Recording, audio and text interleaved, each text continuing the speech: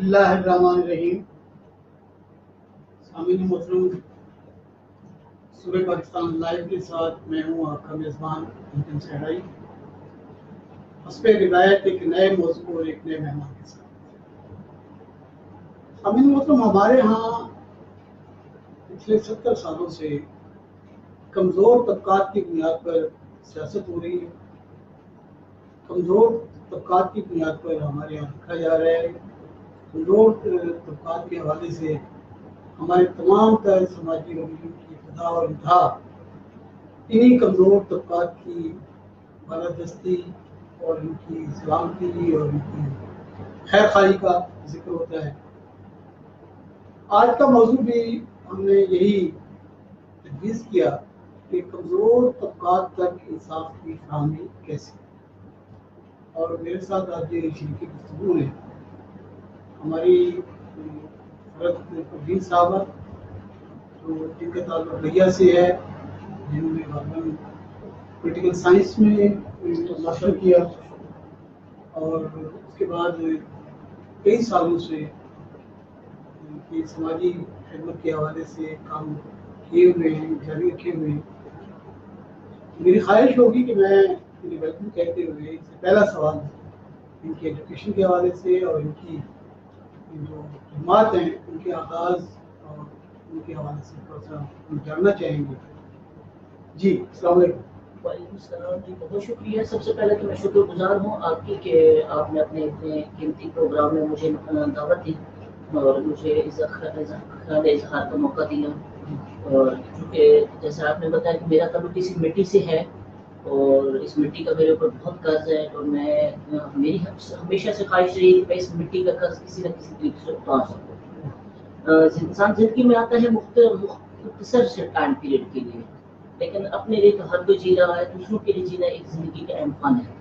और मेरी ज़िंदगी का मकसद भी यही है कि मैं अपने लिए, अपनी मिट्टी के लोगों के लिए और अपनी मिट्टी के लिए कुछ कर जाऊँ। तो लैया से ताल्लुक़ फ़रद परवीन ने M.Phil किया है GC फैसलाबाद से और उससे पहले MSc की है सोशियोलॉजी BZU बहादुर कैंपस लैया से ही। अपने कैरियर का आगाज़ मैंने एक समाजी तंजीम PRSP Punjab police sport programme से किया, एक लोअर डेजिग्नेशन से।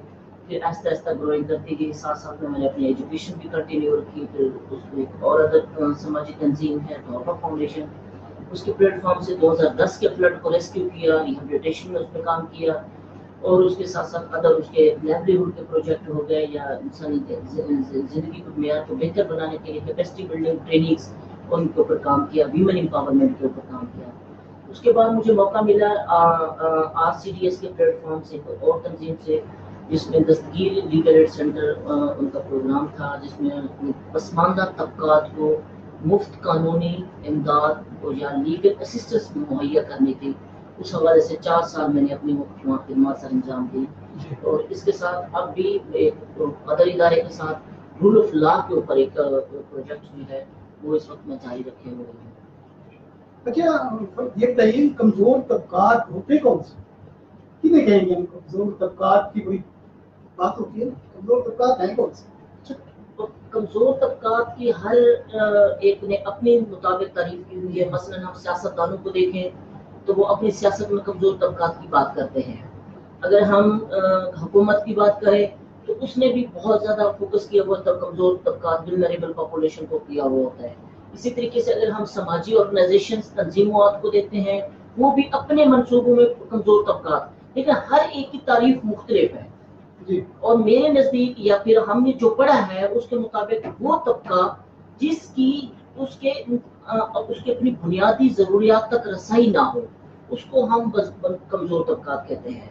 मसलन कोई भी इंसान है, उसको ज़िंदगी का जीने का हक, उसके खाने पीने का हक, उसकी एजुकेशन का हक, उसकी उसमें रहने का, अगर इन तमाम हकूक़ पर उसकी दस्तरस नहीं है या उसकी रसाई नहीं है, पहुँच नहीं है, तो फिर हम उसे वल्नरेबल या पसमानदा तबका या ज़दपज़ीर तबका कहते हैं। तो हमारे यहाँ तो ये पसमानदा तबकात बहुत ज़्यादा है, इसमें कोई शक नहीं है कि हमारा जो पसमानदा तबका है उसकी जो शरह है, वो कदर है, वो बहुत ज़्यादा है, रेशो बहुत ज़्यादा है हमारे। लेकिन उसमें कुछ हमारी जो आमदनी है उसका भी कुछ मुनासिब होता है।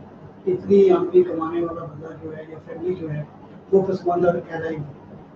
ایسے سطح غربت سے نیچے سطح غربت ایک تو یو نے جو ایک تعریف کی ہے کہ اتنے ڈالر پر انکم جو ہے انسان کے اگر گھر میں ہوتی ہے تو وہ پھر اس سطح غربت سے اوپر آ جاتی ہے.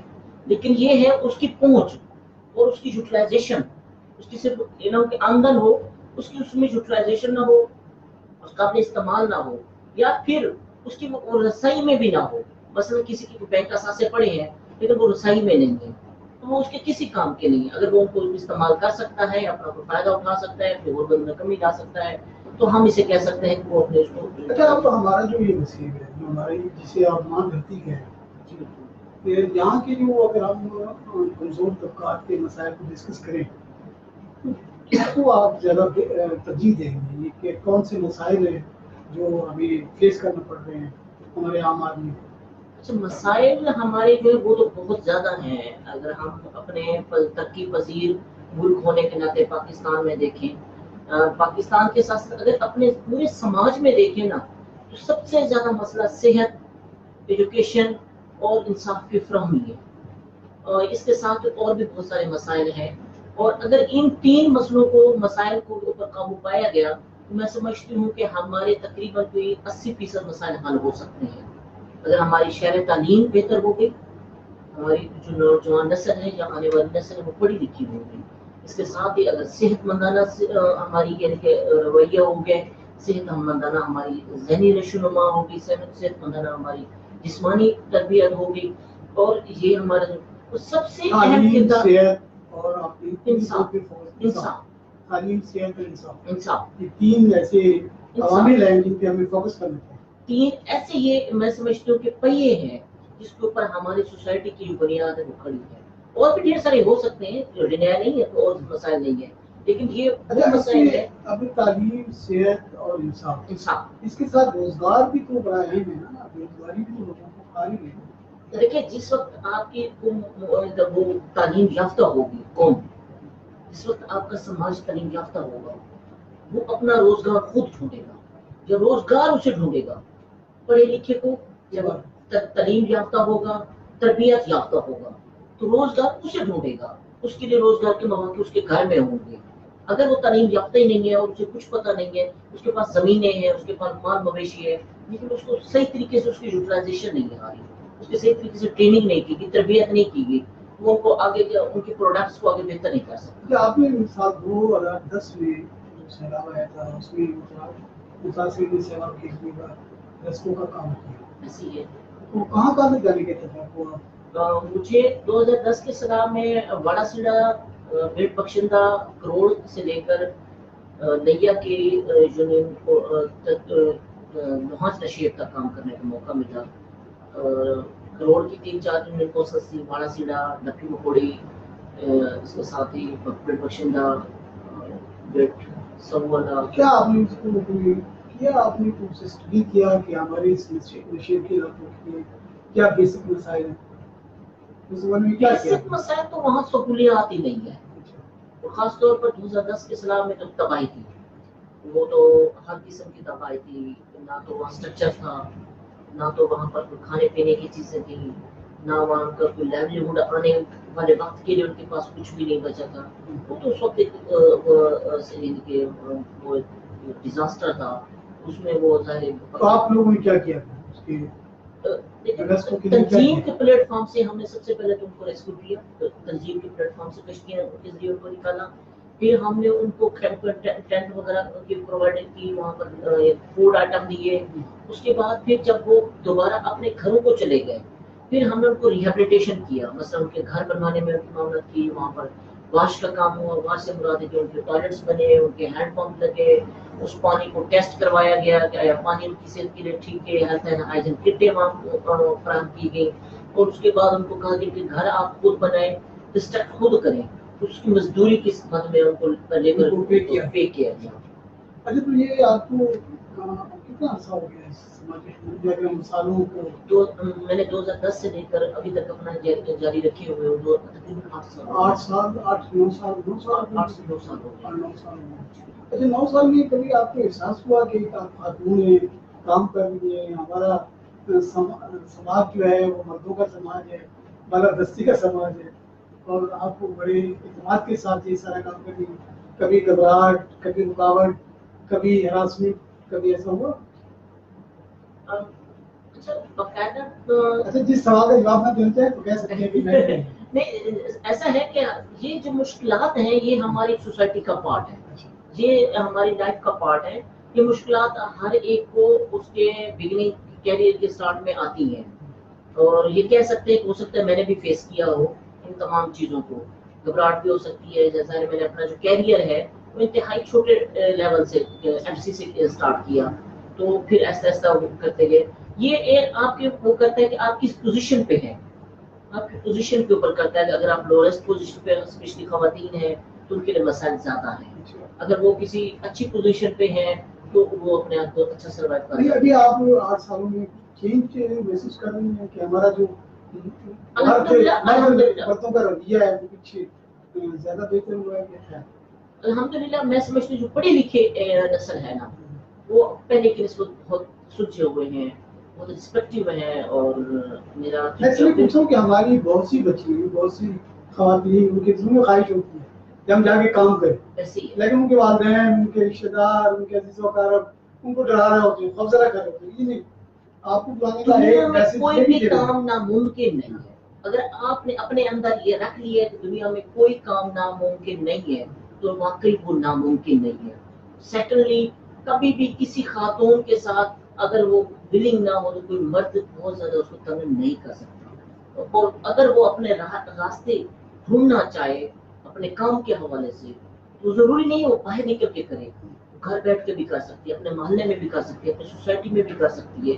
ہاں آپ کے اندر تعمیری جذبہ ضرور ہونا چاہیے، تعمیری تو جذبہ. ابھی آپ کس پوزیشن میں کام اس وقت ایز اے پروجیکٹ کوآرڈینیٹر کام کر رہے ہیں. پروجیکٹ کوآرڈینیٹر کیا کام کریں؟ رول آف لا کے اوپر ایک پروجیکٹ ہے جس کا مقصد یہ ہے کہ پاکستان میں جو تمام طبقات ہیں وہ قانون کی نظر میں برابر ہیں، اور یہ اس حوالے سے ہم نے لابنگ اور پالیسی وغیرہ کرنا ہے. کیسے کام کرتی ہے، کیسے آپ جاتے ہیں آگے ہی دیتے ہیں، کیا آپ کرتے ہیں کار ہے؟ اچھا یہ ہمارا ڈبل وے ہوتا ہے. مثلاً ہم ایک تو انفلوئنشل لوگ جو ہوتے ہیں، جو ہمارے پالیسی میکر ہوتے ہیں، ہمارے پولیٹیشینس ہوتے ہیں، ہمارے بیوروکریٹ ہوتے ہیں، ہم ان کے ساتھ جا کے کو بھی بتاتے ہیں کہ عوام کے مسائل یہ ہیں، آپ اس طریقے سے بھی کوشش کریں اپنی اسمبلی میں اس کو آواز اٹھائیں. سیکنڈلی ہم جو ہمارے ضبط پسند طبقات ہیں، پسماندہ طبقات ہیں، ان کو بھی جا کر ہم سیشن ڈلیور کرتے ہیں، ان کو بھی بتاتے ہیں آپ کے پاس یہ راستے ہیں، ان کو راستے بتاتے ہیں. مثلاً کہ آپ سارے جمع ہو سکتے ہیں، آپ اپنی بستی کی کوئی ایک قرارداد پاس کر کے آپ کسی اپنے جو منتخب نمائندے ہیں اس کو جا کر کہیں کہ یہ ہماری مسئلہ ہے، سڑک کا مسئلہ ہے، ہمارے یہاں پر ہیلتھ کا مسئلہ ہے، ہاسپٹل کا مسئلہ ہے، اسکول کا مسئلہ ہے.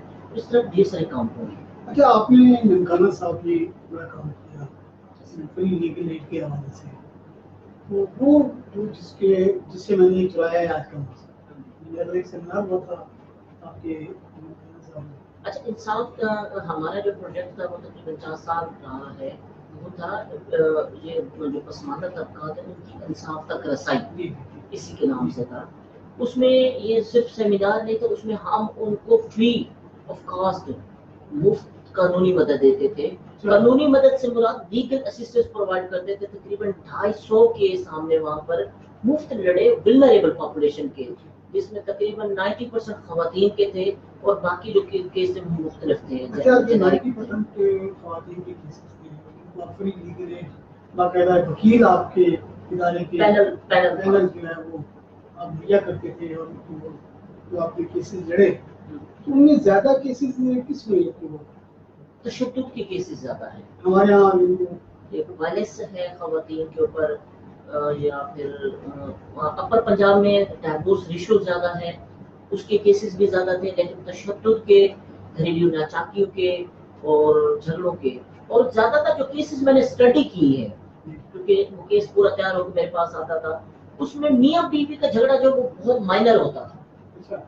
یہ ایک حقیقت ہے، میاں بیوی کا جھگڑا جو ہے وہ بہت مائنر ہوتا تھا.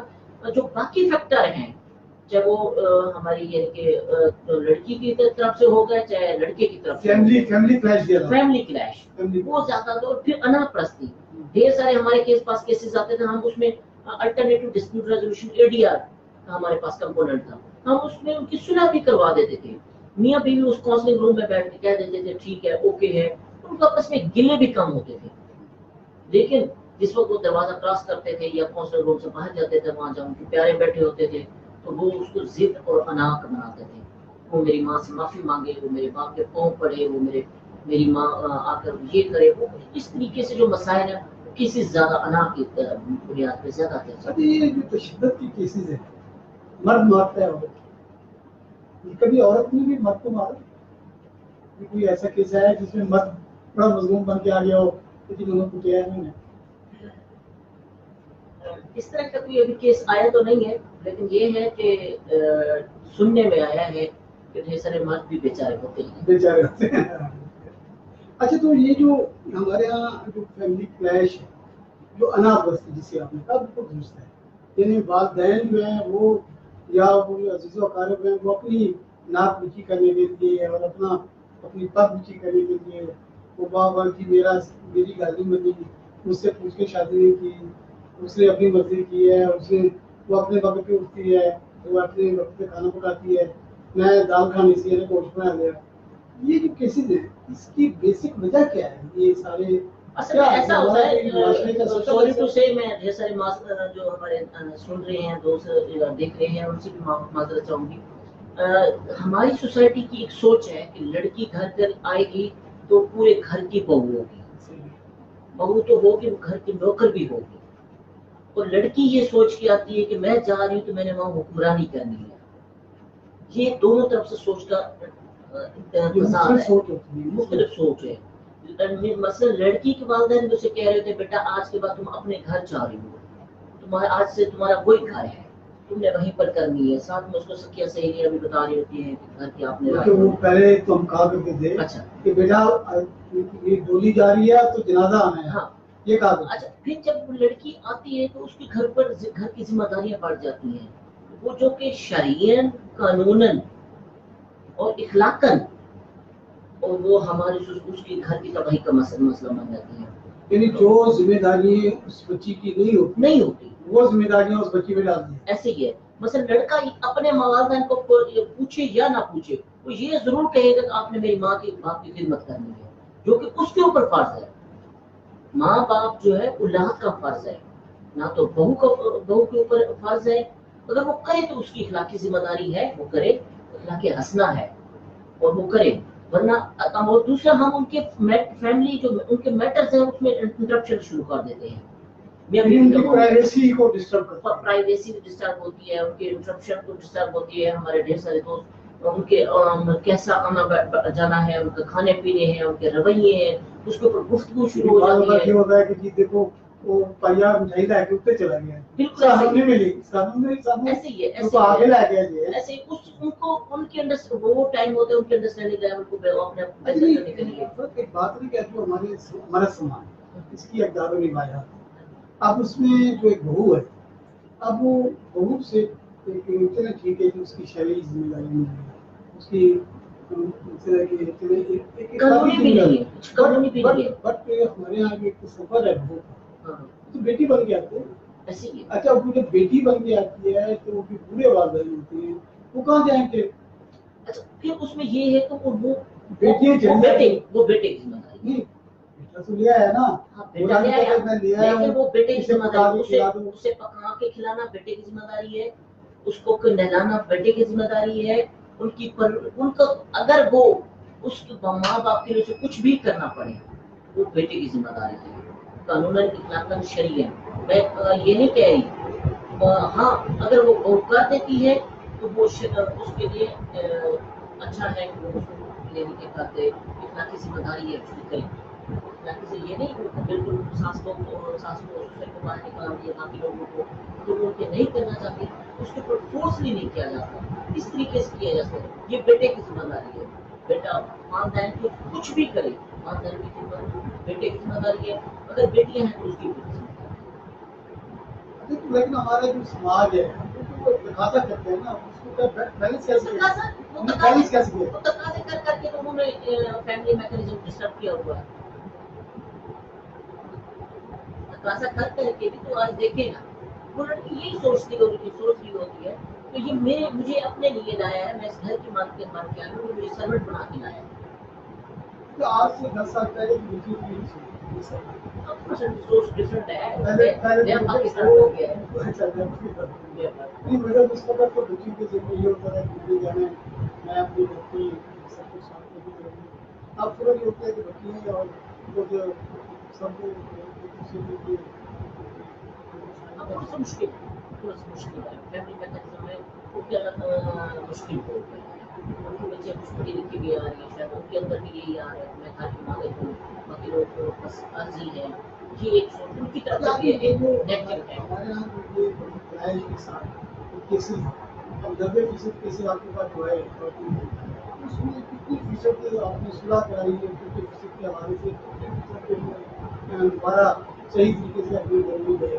مختلف اسٹیجز تھی، اگر اسٹیجز میں سب سے پہلے تو اگر کسی میں ان کے میاں بیوی میں ان کے بچے ہیں تو وہ ایک بونڈ ہے، تو ان کو مضبوط کرتے ہیں، ان کی صلح جلدی ہو جاتی تھی بچوں کے حوالے سے، والدین ہمیشہ سیکریفائز کرتے ہیں اپنے بچوں کے لیے، قربانی دیتے ہیں اپنے خواہشات کو، جو جن کے بچے ہوتے تھے چھوٹے بچے اسپیشل ہوتے تھے تو ان کی صلح بہت جلدی ہو جاتی تھی، یا پھر جن کے بچے نہیں ہوتے تھے پھر ان کے لیے تھوڑا ہمارے لیے مشکل ہوتا تھا، ان کے لیے بار بار کاؤنسلنگ کرتے تھے اور مختلف اسٹیجز کے اوپر کہیں پہلے اسٹیج پہ تو کبھی بھی نہیں ہوتے تھے جڑا کرتے ہیں، ان کے ساتھ سیشن ہوتے تھے، کاؤنسلنگ سیشن ہوتے تھے، 8 سے 10 4 سیشن کے بعد کئی ہفتے تک ان کے اوپر قانون بنتا تھا، صلح ہوتے تھے، ان کو قانون ان کو اخلاق ان کو شریعت ان کو ساری چیزیں بتائی جاتی تھی، کاؤنسلنگ میں اس کے کیا افیکٹ ہو سکتے ہیں، ان کو بہت کم ہوتا تھا جو تناقض۔ اچھا یہ جو آپ نے کہا کہ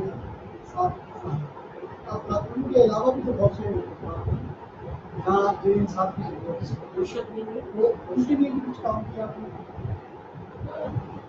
ہمارے پاس تو مزدور بھی آتے تھے، ٹرانسجینڈر بھی آتے تھے ہمارے پاس، ہمارے پاس یعنی کہ اقلیتوں سے بھی دوست آتے تھے، اس میں جو آپ برے مرد حضرات جو تھے وہ بھی کئی دفعہ کیس اپنے لے کر آتے تھے، اپنے بیٹیوں کا بہنوں کے ساتھ، کسی کو یعنی کہ گھر سے نکال دیا گیا، لیکن بزرگ ایسے بھی ہیں جن کو گھر سے نکال دیا گیا، وہ دیکھ رہے کہ ہماری وہ پھر انہوں نے کہا کہ میری ذمہ داری نہیں ہے، میں تو بتا نہیں سکتی، تو بیٹے نے کہا کہ میں کیا کروں، چلیے بیٹے آ گئے آپ تو اس طرح کے بھی کیسز آتے تھے، پھر اس کی کیا کرتے تھے؟ اس میں سب سے بابے کو کھا کے پھینک دیا انہوں نے، پھر آپ کیا کرتے؟ پھر ان کے بیٹے کو بلاتے تھے جس کی ذمہ داری بیٹا بہو ہے، بیٹا بہن بیٹا بہو بیٹا بیٹا اپنی جان کو نہیں تھا، اگلے سے کوئی کیوں؟ اس کا ساتھ نہیں ہے، باپ نے اگر اس ماں باپ نے اس کی پرورش کی ہے، اس کی تربیت کی ہے، جب انہوں نے اپنی اخلاقاً قانوناً ذمہ داری پوری کر دی، اس کو ہنر دے دیا، اس کو تعلیم اس کو روزگار دے دیا، جب وہ پورے ہو جائے ان کے ساتھ ویسے ہی دوسرے اخلاق سے ہمارا قانون کیا ہے، ہے؟ قانون بھی یہی کرتا ہے کہ اولاد ذمہ دار، اولاد چاہے بیٹی ہو چاہے بیٹا ہو، وہ ذمہ دار ہے، رسپانسبل ہے اپنے ماں باپ بیٹی کو کسی کی بہو بن گئی، وہ تو تیری کو، بیٹا کیا کرے؟ بیٹا اچھا تو انہوں نے جو انصاف ہے، یہ انصاف کے انصاف کے ذریعے ہے ان کو ہم مختلف جگہ تک کیسے لا سکتے ہیں؟ سب سے پہلے تو ہم اس اپنے جو جسٹس سسٹم ہے، ہمارا ضابطی نظام ہے، اس کو دیکھنے کی ضرورت ہے، وہ ہمارا بہت پرانا ہے اور ابھی بھی میں یہ نہیں کہہ سکتی کہ فرسودہ ہے، لیکن ابھی بھی اس میں بہت زیادہ جو ہے نا اس کی ضرورت ہے، تو ہمیں سب سے پہلے اسپیڈی جسٹس کی طرف دینا چاہیے، کنسیپٹ لانا چاہیے، اسپیڈی جسٹس جو ہے اس کو کرنا چاہیے۔ بعض اوقات ہم دیکھ رہے تھے کہ پچھلے دنوں کچھ cases high court supreme court میں چل رہے تھے، تو وہاں پر جو ہے نا دن رات اس کی ہیئرنگ ہو رہی ہے، اس قسم کی ہمارے جو ہے نا کورٹ سسٹم ہونا چاہیے، ڈے اینڈ نائٹ کو ہونا چاہیے۔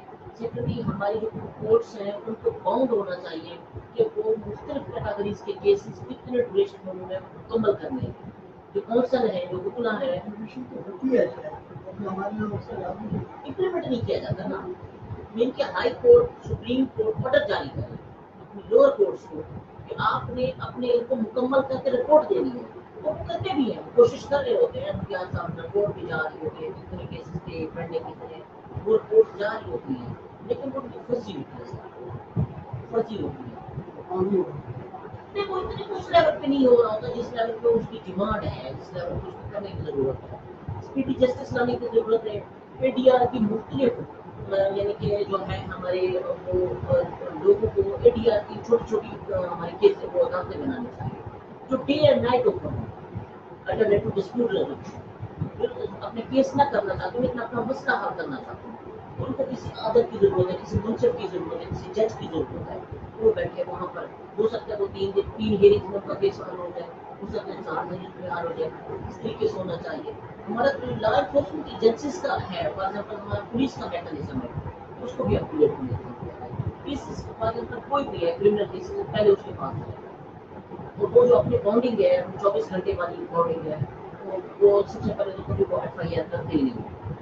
FIR نہیں کاٹیں گے, اگر FIR کاٹ بھی لیں گے تو جا کر وہ کوئی کریں گے, سارا کچھ کریں گے. اور FIR کی کٹوتی کا اس میں بہت لینتھی پروسیجر انہوں نے کر دیا ہے. جو پسماندہ طبقہ ہے وہ قتل اس میں نہیں جاتا. تو ہماری وہ ریاست اپنے کیا ہے؟ حق سے ہماری ریاست کیا ہے؟ جو آپ کی کہا کہ ریاست سارا تعلق ہے ریاست سے. ریاست سے تو ریاست کیا ہے؟ ریاست ڈھیر سارے بلوک پر کام تو کریں گے. اور آئی ہوپ کہ نئی حکومت آئی ہے, مجھے امیدیں ہیں, امیدیں 100% امید ہے کچھ نہ کچھ ڈلیور کریں گے. اور اس موضوع اس جو ایشو ہے انصاف, اس کو گھر کی دہلیز تک پہنچانے کے جو ہے نا ایک ذمہ داری ہے. کہ ہمارے یہاں بھی جو ہمارے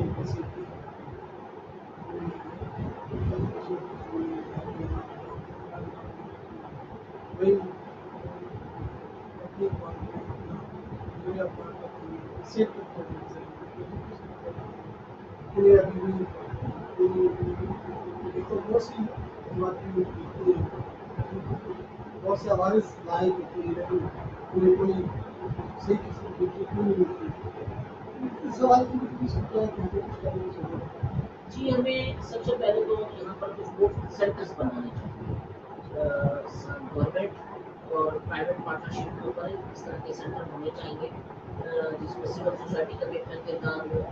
تو وہ سینٹر نہیں ہونا چاہیے جیسے ہمارے کنسپٹ ہے 1 ونڈو, کہ آپ ایک ونڈو پہ جائیں گے تو آپ کو سب کچھ ڈلیور ہوگا. کنسپٹ ہے وہ امپلیمنٹ نہیں ہے. اگر ہمارے اس طرح کے سینٹر ہونے چاہیے تحصیل کی سطح پہ, کورسل کی سطح پہ, جو پھر ڈسٹرکٹ کی سطح پہ. وہ صرف خواتین کے لیے میں نے سمجھتی صرف خواتین سب کے لیے ہونے چاہیے. سینٹر وہاں ہونے چاہیے, وہاں پر ان کو صحت کی سہولت کے حوالے سے بھی ملے, انصاف کے حوالے سے بھی ملے. اگر وہ اپنا روزگار کرنا چاہتی ہے, خاتون کرنا چاہتی ہے, وہ اپنے آپ کو لوگوں کے سہارے پہ نہیں جانا چاہتی, کرنا چاہتی ہے تو اس کو کچھ حوالے سے بھی سہولت ملے. وہاں قرض کی سہولت ہو, وہاں پر کاروبار کی سہولت ہو, وہاں ٹریننگ کی سہولت ہو. حکومت اور پرائیویٹ پارٹنرشپ مل کے کرنا چاہیے, کوئی مشکل نہیں. بہت ایزی سینٹرز ہونا چاہیے. ریہیبلیٹیشن سینٹر کہہ سکتے ہیں, کوئی بھی سینٹر کوئی بھی نام دے سکتے ہیں, لیکن یہ ہے کہ ان کے لیے ایسا ہونا چاہیے. تو آپ نے بہت کام کیا. میں شروع کر دیا ہمارے علاقے کے لیے فخر ہے, ٹائیگر ہے,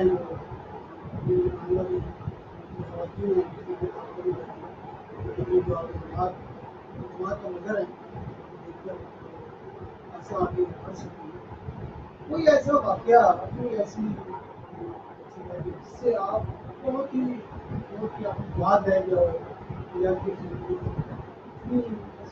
اتنی مسائل اور آپ کے پاس ہوا ہو اور آپ کی خواہش ہوئی ہو کہ میں اس کے کام ہو, آپ اس کے کام آئی ہو, کوئی ہے ایسا واقعہ؟ ایسے واقعے بہت سارے ہیں, لیکن ایک جو چھوٹی سی کہانی ہے وہ میں ضرور شیئر کروں. خانہ صاحب میں میرے آفس میں خاتون ہے, اس نے مجھے کہا کہ میں قرضہ لینا چاہتی ہوں. میں اسے جانتی بالکل بھی نہیں, فرسٹ ٹائم اسے ملی نا, میں قرضہ لینا چاہتی ہوں. میری ایک جاننے والی اسے لائی نا, میری ضمانت ہے, اور قرضہ بھی 70